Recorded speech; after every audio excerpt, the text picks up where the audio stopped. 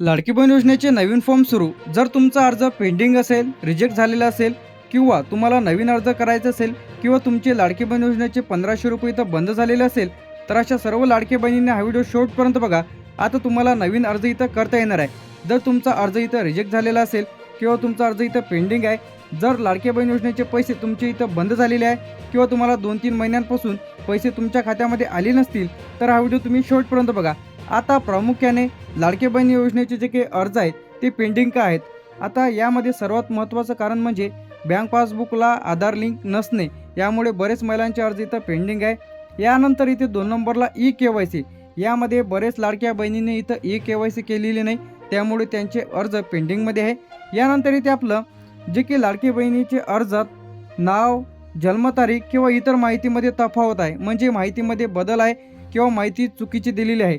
यानंतर आवश्यक कागदपत्र अस्पष्ट अपलोड केलेले आहे, म्हणजे ब्लर अपलोड केलेले आहे, कशी कागदपत्र अपलोड केलेले आहे.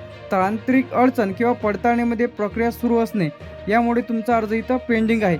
आता जर तुम्हाला नवीन फॉर्म भरायचा असेल, यासाठी कोणकोणते कागदपत्र लागणार आहे, कसा अर्ज करायचा आहे, रिजेक्ट झालेला असेल, पेंडिंग झालेला असेल, तर तुम्हाला हे 3 उपाय करायचे आहे. कोणते करायचे आहे जेणेकरून लाडकी बहीण योजनेचे पैसे तुम्हाला मिळेल.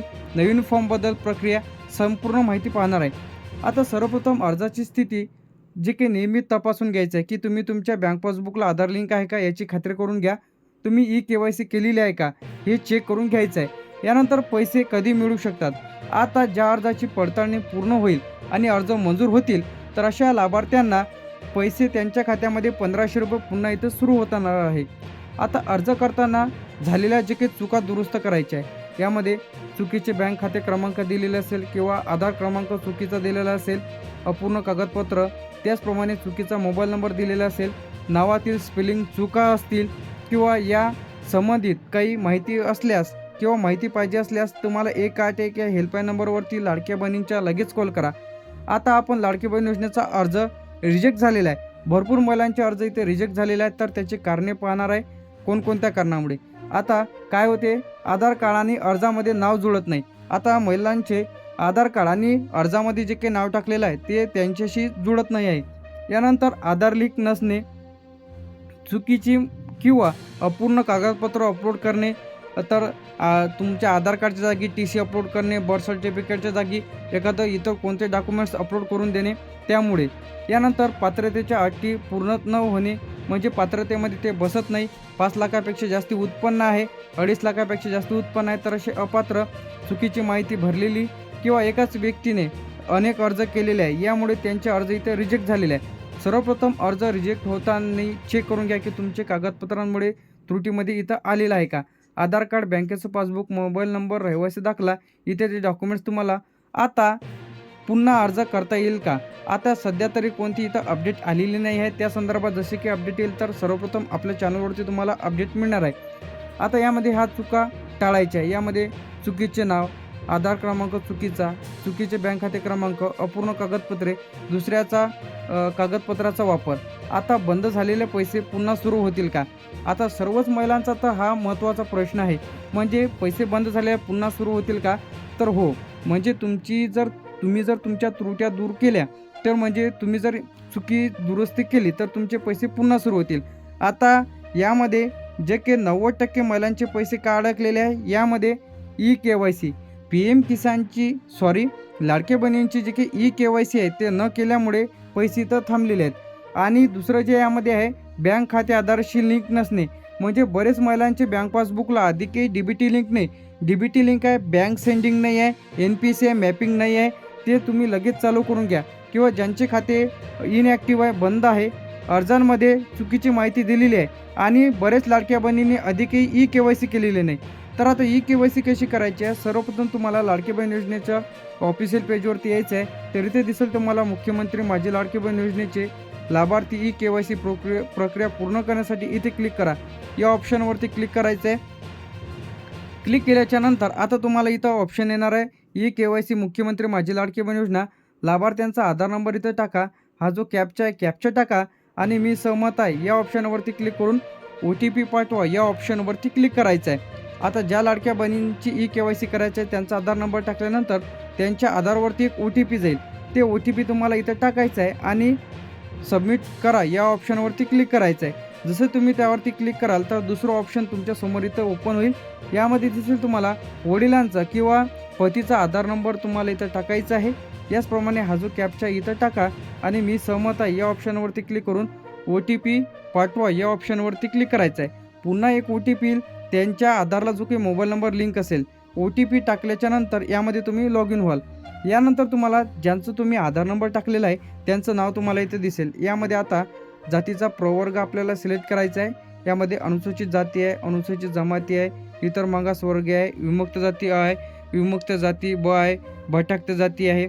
आता विशेष मागासवर्गीय आहे. तुमची जी काही कॅटेगरी आहे ती सिलेक्ट करायची आहे आणि सबमिटवरती क्लिक करायचं आहे. तर तुमची लाडकी बहीण योजनेची eKYC अशी होऊन जाईल. आता ज्या लाडक्या बहिणींची eKYC राहिलेली असेल तर त्यांनी या पद्धतीने eKYC करायची आहे. आता तुम्हाला कधीपासून हप्ते आलेले नाही, याचप्रमाणे लाडकी बहीण योजनेचे पैसे तुम्हाला कधीपासून येत नाही आहे किंवा तुमचा अर्ज रिजेक्ट आहे का, पेंडिंग आहे का, याचं जर स्टेटस पाहायचं असेल तर ते कसं पाहायचं हे सुद्धा पाहणार आहे. सर्वप्रथम आता स्टेटस पाहण्यासाठी तुम्हाला मुख्यमंत्री माझी लाडकी बहीण योजना किंवा लाडकी बहीण योजना .महाराष्ट्र.gov.in या ऑफिशियल पेजवरती ओपन करायचं आहे. यावरती क्लिक केल्याच्या नंतर यामध्ये तुमचा मोबाईल नंबर टाका. मोबाईल नंबर टाकून तुम्हाला लॉग इन करायचं आहे. पासवर्ड टाकून लॉग इन केल्याच्या नंतर यामध्ये तुमचा अर्ज पेंडिंग आहे का, रिजेक्ट आहे का हे तुम्हाला दिसून जाईल. पुन्हा पैसे सुरू करण्यासाठी हे 4 गोष्टी तुम्हाला करणे आवश्यक आहे. पहिलीची गोष्ट यामध्ये बँक सेंडिंग. तुम्ही तुमच्या बँक पासबुकला म्हणजे आधारला आधार सेंडिंग करून घ्यायचे आहे. 90% महिलांचे पैसे याचमुळे अडकलेले आहे, जेणेकरून त्यांच्या बँक पासबुकला DBT लिंक नाही, डायरेक्ट बेनिफिट ट्रान्सफर. यामुळे जे काही लिंक नसल्यामुळे बरेच महिलांचे पैसे यामध्ये 90% महिलांचे पैसे इथं थांबलेले आहे. तर बँकमध्ये जाऊन तुम्ही तुमचं बँकेचं पासबुक इथं ॲक्टिव्ह करून ठेवा, जेणेकरून पैसे तुमच्या थेट DBT खात्यामध्ये इथं जमा होईल. जर तुमचं खातं फ्रीज असेल तर ते देखील तुमच्या खात्यामध्ये पैसे तर येणार नाही. सर्व लाडक्या बहिणींनी तुमची eKYC तर करून घ्यायची आहे. यानंतर तुम्हाला तुमचा जर फॉर्म एडिट करायचा असेल तर मागच्या वेळेस जे काही लाडकी बहीण योजनेचे फॉर्म इथे एडिट सुरू झाले होते. आता या संदर्भात जशी काही अपडेट येईल तर त्यावरती आपल्या चॅनलवरती व्हिडिओ आपण अपलोड करू. पैसे आले नाही तर तुम्हाला कुठे संपर्क करायचा आहे. एक तर तुम्ही अंगणवाडी सेविकेकडे माहिती घ्या किंवा महिला व बाल विकास अधिकारी यांच्याशी संपर्क करा किंवा तुम्हाला लाडक्या बहिणींसाठी हेल्पलाईन नंबर आलेला आहे 181 या नंबरवरती कॉल करून देखील तुम्ही अधिक माहिती घेऊ शकता. यामध्ये तुम्हाला पैसे का आलेले नाहीत, तुमचा अर्ज पेंडिंग का आहे, रिजेक्ट झालेला आहे, कोणत्या कारणामुळे झालेला आहे, ती त्रुटी दूर करून तुमचे पैसे पुन्हा तुम्ही सुरू करू शकता. आता यामध्ये 70 ते 80% महिलांची eKYCमुळेच इथं पैसे रखडलेले आहेत. तर तुम्हाला लाडकी बहीण योजनेचा जर नवीन फॉर्म भरायचा असेल तर हे कागदपत्र तुम्हाला तयार ठेवायचे आहे. आता हे कागदपत्र तुम्हाला अनिवार्य करण्यात आलेले आहे. सर्वप्रथम यामध्ये तुमच्याकडे आधार कार्ड, अर्जदाराचे स्वतःचे आधार कार्ड असणे आवश्यक आहे. आता आधारवर तुमचे नाव, मोबाईल नंबर हे अपडेट असणे देखील गरजेचे आहे. बँक पासबुकवर अर्जदाराचे स्वतःचं बँक पासबुक इथं लागणार आहे, दुसऱ्याचं बँक पासबुक इथं चालणार नाही. यानंतर मोबाईल नंबर, याचप्रमाणे फोटो. तुम्हाला हे जे काही इथं डॉक्युमेंट्स आहे ते अनिवार्य इथं करण्यात आलेले आहे. दुसरं जे आहे यामध्ये तुम्हाला पत्त्याचा पुरावा, यामध्ये डोमिसाईल सर्टिफिकेट. आता हे जर तुमच्याकडे नसेल तर तुम्ही 15 वर्ष जुनं रेशन कार्ड असेल, मतदान कार्ड असेल, जन्माचा दाखला असेल, शाळा सोडण्याचा दाखला असेल, हे देऊ शकता. यापैकी एखादं डॉक्युमेंट्स दिलं तरी चालेल. यानंतर उत्पन्नाचा दाखला, इन्कम सर्टिफिकेट. 2.5 लाखापेक्षा जर कमी तुमचं उत्पन्न असेल तर तुम्ही यासाठी अर्ज करू शकता. जर उत्पन्नाचा दाखला नसेल तर तुम्ही पिवळे किंवा केशरी रेशन कार्ड देखील इथं दिलं तरी चालेल. आता रेशन कार्ड नसेल तर तुम्ही ऑनलाईन देखील रेशन कार्ड काढू शकता. तर ते कसं काढायचं आहे आपल्या चॅनलवरती व्हिडिओ अपलोड केलेला आहे, तर लगेच बघा. हमीपत्र तुम्हाला म्हणजे सेल्फ डिक्लेरेशन फॉर्म तुम्हाला त्यासोबत जोडून द्यायचं आहे. आता अर्जामध्ये विचारलेली संपूर्ण माहिती भरायची आहे. या पद्धतीने तुम्हाला एक डेमो देतो अर्जाचा. यामध्ये लाडकी बहीण योजना नवीन अर्ज फॉर्म, यामध्ये अर्जदाराचे पूर्ण नाव, जन्मतारीख, त्यांचं वय 21 ते 65च्या दरम्यान असणे आवश्यक आहे. यानंतर तुमचा मोबाईल नंबर, आधार क्रमांक, बँक खाते क्रमांक, बँकेचे नाव, IFSC कोड हे तुम्हाला व्यवस्थित टाकायचं आहे. यानंतर इथे आपलं पत्ता, तालुका, जिल्हा, पिनकोड व्यवस्थित टोटल माहिती भरून घ्यायची आहे. आता यासोबत तुम्हाला कागदपत्र, आधार कार्डची झेरॉक्स, बँक पासबुकची झेरॉक्स, रहिवासी दाखला, रेशन कार्ड, फोटो. आता स्वयं घोषणा, यामध्ये मी दिलेली सर्व माहिती खरी असून चुकीची माहिती आढळल्यास माझा अर्ज रद्द करण्यात यावा, हरकत नाही, किंवा रद्द केला तरी चालेल असं लिहिलं तरी चालेल. सही करा, दिनांक. आता नवीन अर्ज करण्यापूर्वी संपूर्ण ऑनलाईन प्रक्रिया आता या पद्धतीने तुम्हाला अर्ज करता येणार आहे ऑनलाईन पद्धतीने. सर्वप्रथम लाडकी बहीण योजनेच्या ऑफिशियल पेजवरती यायचं आहे. यामध्ये ॲप्लिकेशन लॉगिनमध्ये क्रिएट अकाउंट या ऑप्शनवरती क्लिक करायचं आहे. यामध्ये तुमचे नाव टाका. आधारप्रमाणे तुम्हाला तुमचे नाव टाका, मोबाईल नंबर, तुमचा जिल्हा, तालुका, गावाचे नाव टाका आणि पासवर्ड टाकून OTP तयार करा. OTP टाकल्याच्या नंतर आपलं लॉगिन ID आणि पासवर्ड इथं येऊन जाईल. यामध्ये आपला ID आणि पासवर्ड टाकल्याच्या नंतर यामध्ये तुम्हाला तुमचा आधार नंबर टाकायचा आहे आणि यामध्ये आधार व्हेरिफिकेशन इथं पूर्ण करून घ्यायचं आहे. आधार जसं की व्हेरिफिकेशन पूर्ण केलं तर यामध्ये वैयक्तिक माहिती भरायची आहे. यामध्ये तुम्हाला तुमचं नाव, जन्मतारीख, पत्ता काळजीपूर्वक व्यवस्थित भरायचं आहे. यानंतर बँकेची माहिती भरायची आहे. IFSC कोड, बँक खाते क्रमांक, ज्या बँक पासबुकला तुमचं आधार लिंक आहे ते तुम्हाला त्यासोबत जोडायचं आहे. कागदपत्र अपलोड करायचे. यामध्ये तुम्हाला उत्पन्नाचा दाखला असेल, आधार कार्ड असेल, बँकेचं पासबुक असेल, रहिवासी पुरावा, रेशन कार्ड, जे की तुम्हाला डॉक्युमेंट्स तिथं लागत आहे, हमीपत्रासह अपलोड करायचे आहे आणि अर्ज सबमिट करायचा आहे. जसं की तुम्ही अर्ज सबमिट केला तर तुमचा अर्ज तपासल्याच्या नंतर तुमच्या खात्यामध्ये 1500 रुपये महिना लाडकी बहीण योजनेचा इथं सुरू होणार आहे. आता बँक खाते संबंधित चुका सर्वात महत्त्वाच्या म्हणजे दुसऱ्याचे बँक पासबुक देणे.